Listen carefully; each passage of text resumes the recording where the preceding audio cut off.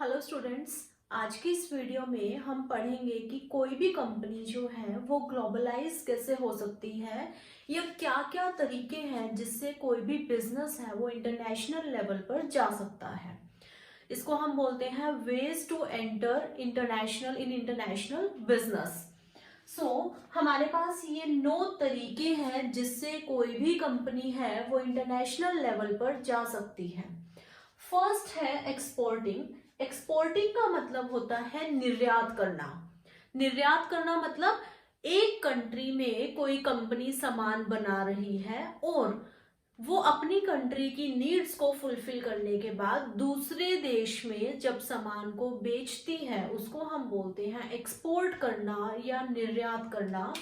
जैसे कि ए कंपनी है और वो इंडिया में है, वो किसी भी सामान का प्रोडक्शन कर रही है और उस सामान को वो इंडिया से बाहर जब बेच रही है, सपोज वो बांग्लादेश में बेच रही है,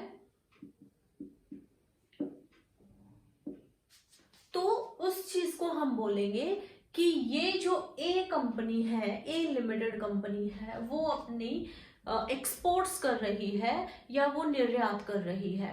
निर्यात करना सबसे इजीएस्ट वे है, सबसे पुराना तरीका है इंटरनेशनल बिजनेस में जाने का। एक कंपनी जो है वो बहुत सारी कंट्रीज में अपने सामान को बेचती है। पहले वो अपनी कंट्री में सामान बेचना शुरू करेगी, उसके बाद वो बहुत सारी अपने जो कंट्रीज हैं वहां पर सामान बेचना शुरू कर देती है। तो सबसे पुराना तरीका और सबसे इजीएस्ट तरीका, सबसे आसान तरीका इंटरनेशनल लेवल पर जाने का होता है किसी भी कंपनी के लिए, किसी भी इकाई के लिए, वो होता है हमारा एक्सपोर्टिंग या निर्यात करना। सेकेंड आता है licensing and franchising. Licensing and franchising दोनों सिमिलर सी टर्म्स हैं, थोड़ा सा माइन्यूट डिफरेंस है दोनों में। सबसे पहले तो इसका हम मतलब समझ लेते हैं कि लाइसेंसिंग और फ्रेंचाइजिंग होती क्या चीज है।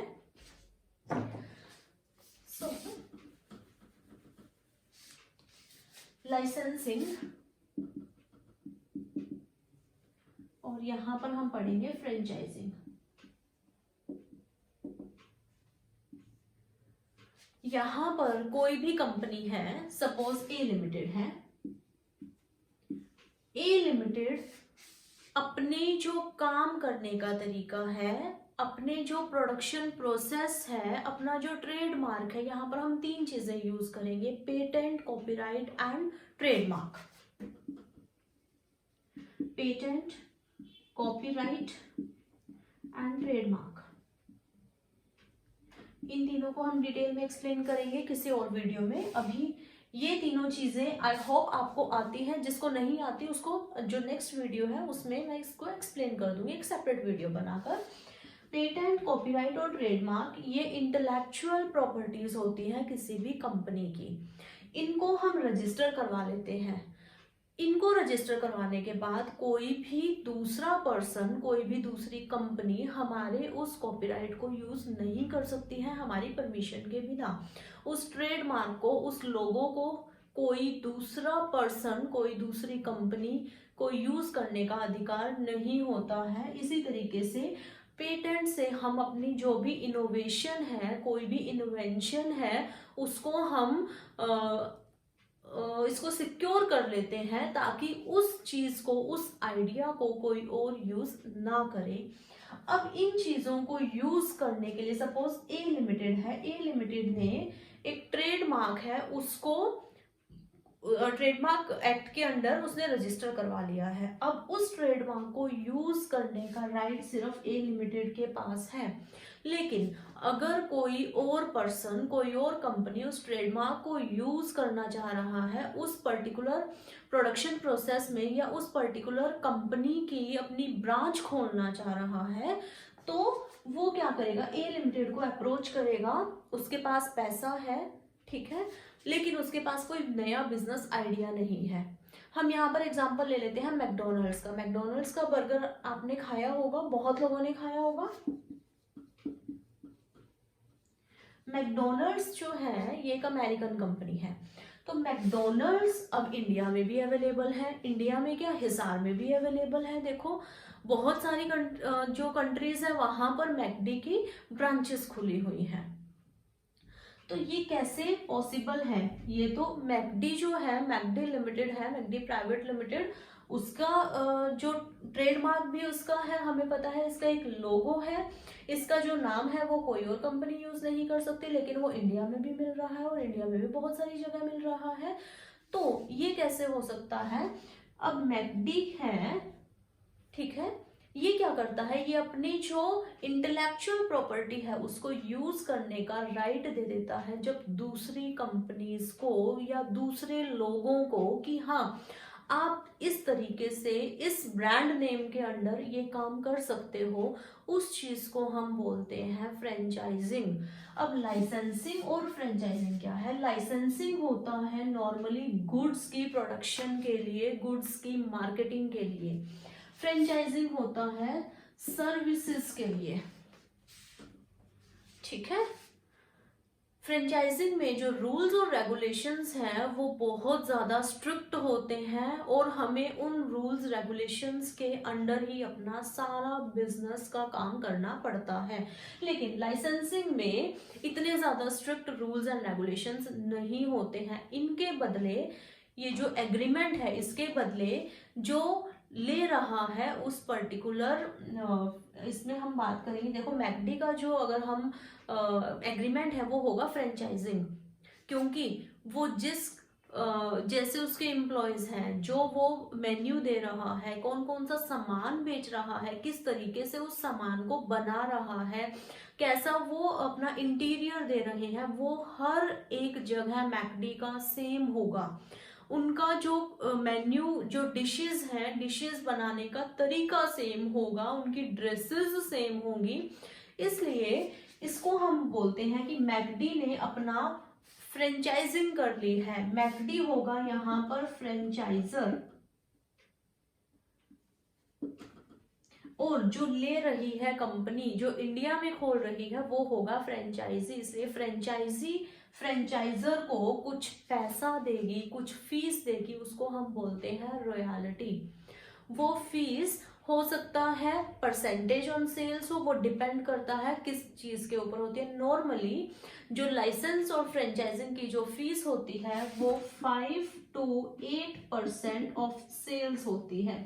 जितनी हमारी सेल्स हुई है उसका 5 या 8% किसको जाएगा? फ्रेंचाइजर को, जिसका हम ब्रांड नेम यूज कर रहे हैं, जिसका लोगो यूज कर रहे हैं, जिसका प्रोडक्शन करने का तरीका हम यूज कर रहे हैं। इसी तरीके से जैसे कोका कोला है, तो कोका कोला को बनाने का जो सिरप है वो कैसे बनेगा? वो अगर कंपनी शेयर करती है दूसरे पर्सन के साथ, दूसरी किसी कंपनी के साथ, वो कंपनी काम करेगी कोका कोला के अंडर, कोका कोला के नाम से वो काम करेगी और उस चीज को हम बोलते हैं लाइसेंसिंग। क्लियर है? लाइसेंसिंग गुड्स का होता है, फ्रेंचाइजिंग होता है सर्विसेज के लिए। तो यहाँ पर दो पार्टीज होती है, एक होता है फ्रेंचाइजर जो अपना, जो उसने रजिस्टर करवा रखा है, पेटेंट, ट्रेडमार्क, लोगो, व्हाटएवर, वो दूसरे पर्सन को राइट दे देता है कि हाँ आप इसको यूज कर सकते हो। वो दूसरा जो पर्सन है वो दूसरी कंट्रीज में अगर है तो इस तरीके से एक जो कंपनी है, फॉरेन कंपनी है, वो अपने बिजनेस को दूसरे देशों में फैला सकती है through licensing and franchising. Next आता है कॉन्ट्रैक्ट मैन्युफैक्चरिंग, जिसको हम बोलते हैं विनिर्माणी समझौता। देखो कॉन्ट्रैक्ट है एक, कॉन्ट्रैक्ट मतलब कोई समझौता है, समझौता होगा किन्हीं भी दो पार्टीज के बीच में।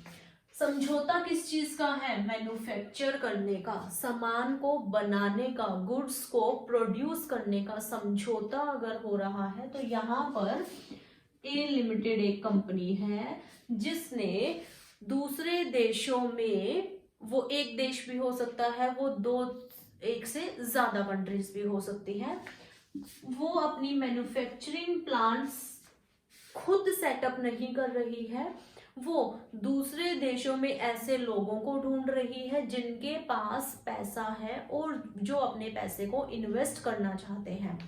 सपोज यहाँ पर ABC कोई कंपनी है, XYZ है, LM की,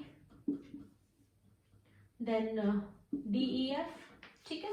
ये अलग अलग देशों में है। इसने ए लिमिटेड ने क्या किया, इन लोगों के साथ समझौता कर लिया, इन लोगों के साथ कॉन्ट्रैक्ट साइन कर लिया कि आप लोग सामान बनाओगे लेकिन उसको बेचने का राइट किसका होगा, ए लिमिटेड का। ये सामान बनाकर इसको दे देंगे और अल्टीमेटली ए लिमिटेड जो है वो अपने नाम के अंडर उस सारे सामान को बेचता है। सपोज अब ABC लिमिटेड, सपोज जो ये मैन्युफैक्चर कर रही है सामान को, ये जापान में है, XYZ इंडिया में है, ये चाइना में है, ये बांग्लादेश में है और ये अमेरिका में है, ठीक है। अब ए लिमिटेड को ये लग रहा है कि बांग्लादेश में मेरा जो ये सामान है ये इतना प्रॉफिटेबल नहीं है इसको बेचना, इसको प्रोड्यूस करना भी वहां पर प्रॉफिटेबल नहीं है, क्योंकि वहां पर जो लेबर है वो उसके चार्जेस बढ़ गए हैं, यहाँ पर जो हमारे रॉ मटेरियल है वो भी इंक्रीज हो गया उसका प्राइस, तो अब यहाँ पर मैन्युफैक्चर करना मेरे लिए फायदेमंद नहीं है। तो ए लिमिटेड क्या करेगी, उस समझौते को कैंसिल कर देगी। बिना किसी इन्वेस्टमेंट के ए लिमिटेड ने क्या किया, अपनी बिजनेस को इंटरनेशनलाइज कर दिया, या वो ग्लोबलाइजेशन लेवल पर चली गई है, वैश्वीकरण कर दिया है उसने अपनी कंपनी का। जब भी ए लिमिटेड को ये लग रहा है कि दूसरी किसी देश में वहां पर मेरा बिजनेस करना प्रॉफिटेबल नहीं है, तो उसको वो बंद कर सकती है अंडर द एग्रीमेंट ऑफ, जो भी उन्होंने एग्रीमेंट किया हुआ है, मैन्युफैक्चरिंग एग्रीमेंट। देखो हो सकता है वो कॉन्ट्रैक्ट 2 साल का हो, 5 साल का हो, वो जैसे ही कॉन्ट्रैक्ट पूरा होगा या उसको वो बीच में तोड़ रही है तो उसके लिए क्या क्या उसको पेनाल्टी देनी पड़ेगी। इसलिए ए लिमिटेड क्या कर रही है, एक कॉन्ट्रैक्ट के अंडर ही आती है, दूसरे देशों में वो कुछ लोगों को चूज करती है और वो लोग उसके बिहाफ पर मैन्युफैक्चरिंग करते हैं। बेचता कौन है, ए लिमिटेड ही बेचता है, ये कंपनीज को बेचने का राइट नहीं होता है। नेक्स्ट आता है जॉइंट वेंचर। जॉइंट वेंचर को हम बोलते हैं संयुक्त उपक्रम, पढ़ा भी होगा आप लोगों ने। जॉइंट वेंचर में नॉर्मली अगर हम बात करते हैं ग्लोबलाइजेशन की, तो 2 या 2 से ज्यादा कंपनीज, एक कंपनी सपोज आ गई अमेरिका की, एक है जापान की और एक है सपोज इंडिया की कंपनी। अब जापान और अमेरिका दोनों डेवलप्ड कंट्रीज है, ये कहते हैं कि इंडिया में जो लेबर है वो सस्ता है, इसलिए हम अपने जो मैन्युफैक्चरिंग प्लांट है उसको हम इंडिया में सेटअप करना चाह रहे हैं। तो इंडिया वाले को इंडिया की लोकल जो मार्केट है उसकी नॉलेज है, इसको ये पता है कि लेबर मुझे कहाँ से मिलेगी, इसको ये पता है कि इसको रॉ मटेरियल कहाँ से मिलेगा, इलेक्ट्रिसिटी कैसे मिलेगी, कैसे कनेक्शन लेना है, सब कुछ इंडिया को लोकल मार्केट का पता है इंडिया वाली कंपनी को।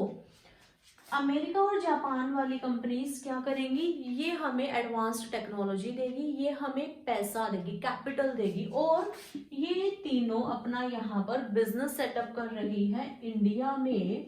तो ये इंटरनेशनलाइजेशन हुआ, या हम बोल सकते हैं ग्लोबलाइजेशन हुआ, किसका, अमेरिकन और जापानीज जो कंपनी है उन दोनों का, क्योंकि उन्होंने क्या किया, अपने देश से बाहर जाकर अपने बिजनेस को सेटअप किया है। तो ये क्या है, तरीके हैं इंटरनेशनलाइज करने के या इंटरनेशनल बिजनेस में एंटर करने के। नेक्स्ट आता है management contracting. Management contracting similar है हमारा कॉन्ट्रैक्ट मैन्युफैक्चरिंग के जैसा ही।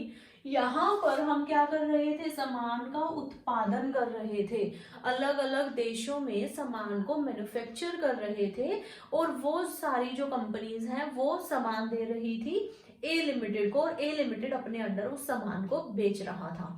यहाँ पर क्या है, मैनेजमेंट की जो प्रबंधकीय सेवाएं हैं उनका समझौता कर लिया है। अब एक कंपनी है सपोज ABC लिमिटेड है, ABC लिमिटेड ने क्या किया, मैनेजमेंट एजेंसीज खोल दी। अलग अलग देशों में जो मैनेजमेंट एजेंसीज हैं वो अपनी सेवाएं दे रही हैं। यहाँ पर कोई इन्वेस्टमेंट नहीं लगी है इनकी। इन्होंने क्या किया है, सिर्फ, ना ही हम यहाँ पर ओनरशिप की बात करें, यहाँ पर हम सिर्फ बात कर रहे हैं मैनेजमेंट की।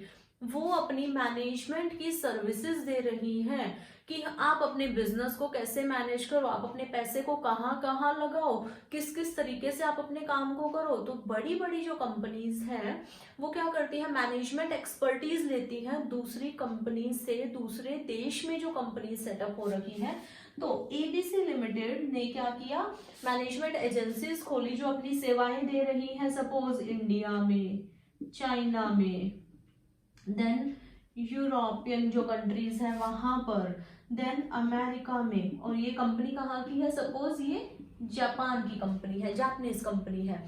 तो इसने बिना किसी इन्वेस्टमेंट के क्या किया, अपनी मैनेजमेंट सर्विसेज को दिया अलग अलग देशों में, और अलग अलग देशों में वो अपनी मैनेजमेंट सर्विसेज प्रोवाइड कर रही है, जिसको हम बोलते हैं प्रबंधकीय समझौता। वो एक कॉन्ट्रैक्ट में आ गई है कि हाँ, हम आपको मैनेजमेंट सर्विसेज प्रोवाइड करेंगे इतने टाइम के लिए इस कंपनी को।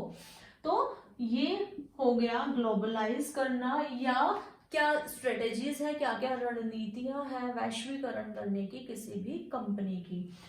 इस वीडियो में हम ये 5 पॉइंट करेंगे, नेक्स्ट वीडियो में हम इसके आगे वाले पॉइंट्स हैं उनको कवर करेंगे। Thank you.